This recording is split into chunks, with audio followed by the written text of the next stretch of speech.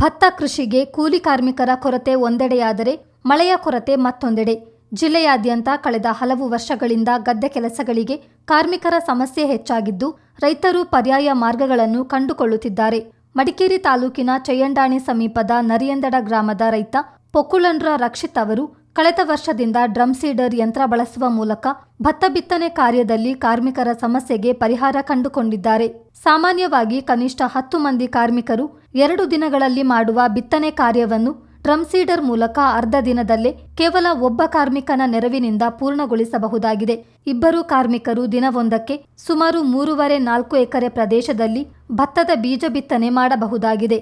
ನರಿಯಂದಡ ಗ್ರಾಮದ ಈ ಭಾಗದಲ್ಲಿ ಕಾಡಾನೆ ಹಾವಳಿ ನಡುವೆಯೂ ರೈತರು ಹಲವು ವರ್ಷಗಳಿಂದ ಭತ್ತ ಬೆಳೆಯುತ್ತಿದ್ದಾರೆ.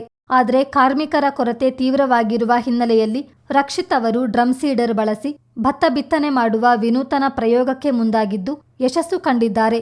ಭತ್ತ ಕೃಷಿಯಲ್ಲಿ ಮಡಿ ಸಿದ್ಧತೆ, ಬೀಜ ಬಿತ್ತನೆ, ನಾಟಿ, ಕಳೆ ತೆಗೆಯುವುದು, ಗೊಬ್ಬರ ಹಾಕುವುದು ಹಾಗೂ ಔಷಧ ಸಿಂಪಡಣೆ ಸೇರಿದಂತೆ ಪ್ರತಿಯೊಂದು ಹಂತದಲ್ಲೂ ಕಾರ್ಮಿಕರ ಅವಶ್ಯಕತೆ ಇದೆ. ಹೀಗಾಗಿ ಇತ್ತೀಚಿನ ದಿನಗಳಲ್ಲಿ ಭತ್ತದ ಕೃಷಿಯಲ್ಲಿ ಯಾಂತ್ರೀಕರಣಕ್ಕೆ ಹೆಚ್ಚಿನ ಆದ್ಯತೆ ನೀಡಲಾಗ್ತಿದೆ.